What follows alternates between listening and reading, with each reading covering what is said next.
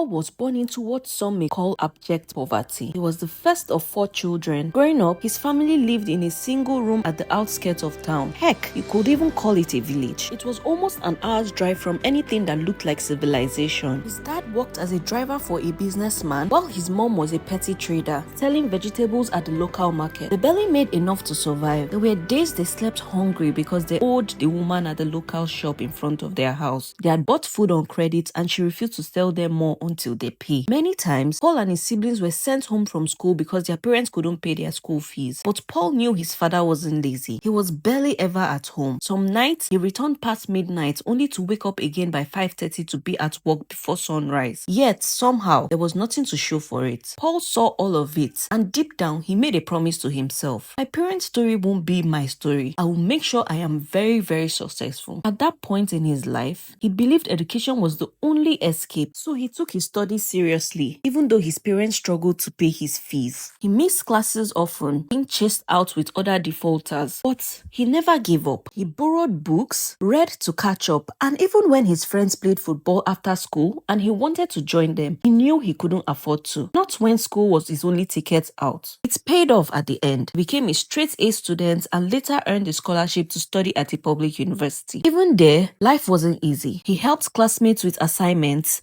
and final year projects and took on any small job he could find just to make some money. But through all of it, he kept his head down and pushed forward. After graduation, things started to turn around. He got a job as a junior accountant in a microfinance bank. He was hardworking, disciplined, and never complained. In less than a year, he was promoted twice, from an entry-level accountant to a supervisor. Things were finally looking up. He moved from a share apartment to a modest 2-bedroom flat. He bought his first car, a used Toyota Corolla. It wasn't fancy, but it was a huge accomplishment for him. And that car, that's what led him to hope. He was driving home one evening, smiling to himself when he saw her. She was on her way back from work, carrying a small handbag and her shirt slightly stained with chalk. Hope worked at a public school nearby. She was calm, soft-spoken, and beautiful. He rolled down his windows and said hello. She smiled. They talked for a bit and he offered her a ride home. That was the start of everything. Hope admired his ambition. She loved how he talked about the future, about family, about success, wanting to give his children the life he never had. They got married in a simple court wedding, nothing extravagant, and from that point, everything just seemed to fall in place. Paul got another promotion and decided it was time to invest in something of his own. He wanted a side business, something that could grow into a full company someday. So he started a logistics business. 2 bikes, 1 small van, and 2 delivery boys. It wasn't big, but it brought in extra cash and the business was growing. He decorated it, branded it, bought furnitures. It was his dream finally coming to life. His retirement plan. Hope was proud. Sometimes she stopped by with lunch, smiling as she watched him give instructions to his riders. This place suits you, she would say, and he grinned. We'll grow from here and become a bigger company someday. His business was doing well. He averaged 7 deliveries a day and during festive seasons, business doubled. Later that year, he and Hope welcomed their daughter, the family he had always prayed for. And the best part, he had the resources to take care of them. He was living his dream until everything came crumbling down. Fuel prices shot up. Delivery costs doubled overnight. Customers started cancelling orders. Still, Paul kept pushing, hoping things would balance out. When the festive season came, he expected things to get better, but it got worse. He sold his van just to raise funds to keep the business alive, and then came the blow that broke him. 2 years into his 7 years lease, his landlord called him for a meeting. The property had been sold. Paul laughed in disbelief. That's impossible, he said. I paid for 7 years. I have the papers. But in Nigeria, papers don't always protect you. The new owner wanted the block cleared. He offered Paul barely a quarter of what he paid, saying that was the best he could do. Paul fought, begged, pleaded, went to a lawyer, but there was nothing he could do. Within weeks, the shop was sealed. The business he built from scratch was gone. Hope tried to console him. At least you still have your office job, she said. You'll bounce back, don't worry. But Paul couldn't see it that way. He had poured everything into that business. His heart, his savings, and his identity. Losing it broke something inside him. He started changing, showed up late at work, sat at his desk staring blankly at his computer. Colleagues noticed. His boss noticed. Are you alright, Paul? One of his colleagues asked. He forced a smile. I'm fine. But he wasn't. At home, Hope tried her best to keep him grounded, but it was like watching someone sink into slow motion. He was so depressed. He couldn't hide it. Before long, he started drinking. He would stay out late, come home smelling of gin. You couldn't even blame him. The system had broken him. The debts didn't go away as well. He still owed the riders, the bike suppliers, and loan apps. Every week, his phone buzzed with messages he refused to open. At work, the pressure built up again. Deadlines, missed meetings, and poor performance. Then, one Friday, his manager called him in. "Paul, you've been a great employee for years, but your performance lately has been concerning. We've given you warnings, but we can't just continue like this." He didn't need to hear the rest. He already knew what that meant. He had lost his business. Now, he had lost his job too. Days turned into weeks. Paul stopped going out. He went to bars to drink and sometimes sat outside the apartment, drinking cheap gin from a sachet, staring into space. Hope tried. She really did. She picked up extra shift at the school, came home tired, still cooked, prayed, hopes that the man she married would come back to himself. But he didn't. Weeks passed. Paul still went to the bar near his house every other day, not because he enjoyed drinking, but because it was the only place he felt invisible. His sorrows would go away. He would sit quietly, watching people laugh, argue, and talk about football or politics. One night, a man around his age sat beside him. After a while, the man said, "You look familiar." And after a moment, they realized they went to work together at the microfinance bank. They kicked it off from there. His name was Chike, once the owner of a small agro distribution business. He used to supply food items and farm produce from nearby states to city supermarkets. Business was good at first, but when fuel prices went up and the dollar rate jumped, everything changed. Transport costs doubled, storage costs tripled, customers stopped buying in bulk. Then one new import policy came, and just like that, most of his profit margin vanished. He sighed, shaking his head. "You know what's crazy? I did everything right,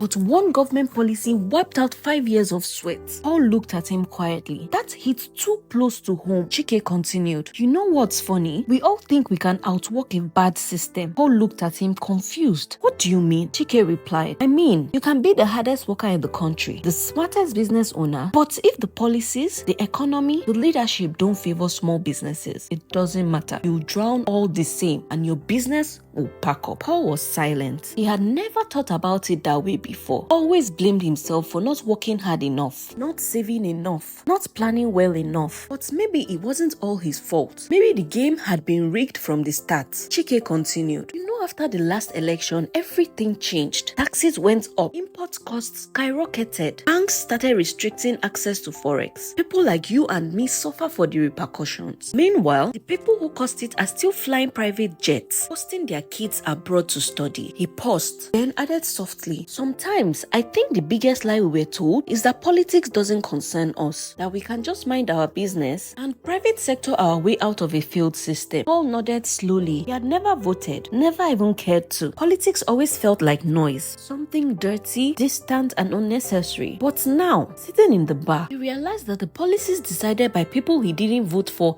had just destroyed everything he built. Chike looked at him. "You see, when people say they are not interested in politics, what they really mean is they are comfortable enough to ignore the consequences. But for the rest of us, the ones trying to survive, politics is already interested in us." Paul stared into his glass, the words sinking deep. That night, for the first time in months, he didn't feel angry. He felt aware. He walked home quietly. Hope was already asleep. He looked at her, then at their daughter, and whispered to himself, "I don't know how yet, but I'll find a way to make things right." Paul's story is the story of millions. Men and women who work hard, dream big, and still get crushed under policies they didn't create. We forget that politics isn't just about elections. It's about survival. But whether you can afford food, fuel, medicine, or school fees, you can't private sector your way out of a broken system. Sooner or later, the system finds its way to your doorstep. So maybe it's time we all stop saying politics isn't my thing, because it already decides everything, including how easy or hard it is to live. Now, let me ask you, do you think people like Paul, people who have struggled all their lives just to survive, still have the power to change the system that failed them? Or has the system already won? Share your thoughts in the comments. Up next is the story of Ife and Ifoma, two lovers everyone thought were perfect for each other, until Ife's secret life dragged Ifoma straight to her grave.